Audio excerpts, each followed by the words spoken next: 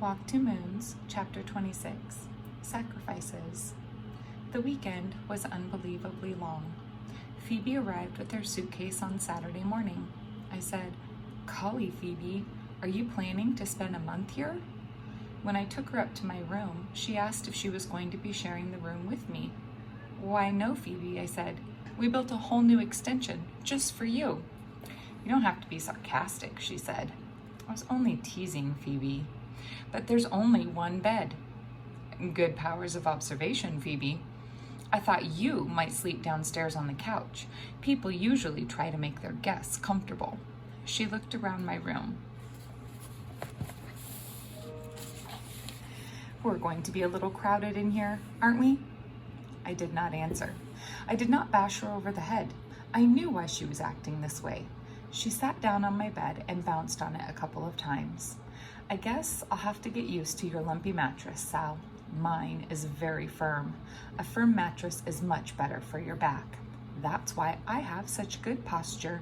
The reason you slouch is probably because of this mattress." "Slouch?" I said. "Well, you do slouch, Sal. Look in the mirror sometime." She mashed on my mattress. "Don't you know anything about having guests? You're supposed to give your guests the best that you have. You're supposed to make some sacrifices, Sal. That's what my mother always says. She says, in life, you have to make some sacrifices." "I suppose your mother made a great sacrifice when she took off," I said. I couldn't help it. She was really getting on my nerves. "My mother didn't take off. Someone kidnapped her. She is undergoing tremendous sacrifice at this very moment in time." She started unpacking. "Where shall I put my things?" When I opened up the closet, she said, "What a mess. Do you have some extra hangers? Am I supposed to leave my clothes jammed up in the suitcase all weekend? A guest is supposed to have the best. It is only courtesy. Sal, my mother says." I know. Sacrifice." 10 minutes later, Phoebe mentioned that she was getting a headache. It might even be a migraine. My aunt's foot doctor used to get migraines. Well, they turned out not to be migraines at all. "Do you know what they were?" "What?" I said. "A brain tumor." "Really?" I said. "Yes," Phoebe said. "In her brain." "Well, of course it would be in her brain, Phoebe. I figured that out when you said it was a brain tumor." I don't think that's a particularly sympathetic way to speak to someone with a migraine or a potential brain tumor. In my book, was a picture of a tree. I drew a round head with curly hair, put a rope around the neck, and attached it to that tree. And it went on and on like that. I hated her that day. I didn't care how upset she was about her mother. I really hated her, and I wanted her to leave. I wondered if this was how my father felt when I threw all those temper tantrums. Maybe he hated me for a while. After dinner, we walked over to Mary Lou's.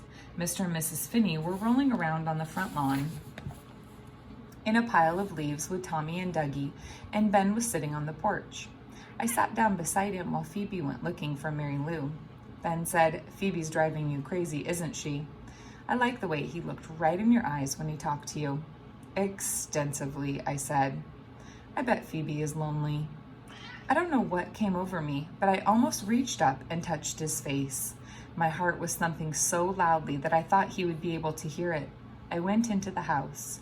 From the back window, I watched Mrs. Finney climb a ladder placed against the garage. On the roof, she took off her jacket and spread it out. A few minutes later, Mr. Finney came around the back of the house and climbed up the ladder. He took off his jacket and spread it out next to her. He lay down on the roof and put his arm around her, and he kissed her. On the roof, in the wide open air, they lay there kissing each other. It made me feel peculiar. They reminded me of my parents, before the stillborn baby, before the operation. Ben came into the kitchen. As he reached into the cupboard for a glass, he stopped and looked at me. Again, I had that odd sensation that I wanted to touch his face, right there on his cheek, in that soft spot. I was afraid my hand would just lift up and drift over to him if I was not careful. It was most peculiar. "Guess where Mary Lou is?" Phoebe said when she came in. "She's with Alex on a date." I had never been on a date. Neither, I assumed, had Phoebe. That night at my house, I pulled the sleeping bag out of the closet and spread it on the floor. Phoebe looked at it as if it were a spider. "Don't worry," I said. "I'll sleep in it." I crawled in and pretended to fall asleep immediately, and I heard Phoebe get into bed. A little later, my father came into the room. "Phoebe," he said, "is something the matter?" "No," she said. "I thought I heard someone crying. Are you okay?" "Yes," she said. "Are you sure?" "Yes." I felt bad for Phoebe. I knew I should get up and try to be nice, but I remembered when I had felt like that, and I knew that sometimes you just wanted to be alone with the birds of sadness. Sometimes you had to cry by yourself. That night, I dreamed that I was sitting on the grass peering through a pair of binoculars. Far off in the distance, my mother was climbing up a ladder. She kept climbing and climbing. It was a thumpingly tall ladder. She couldn't see me, and she never came down. She just kept on going.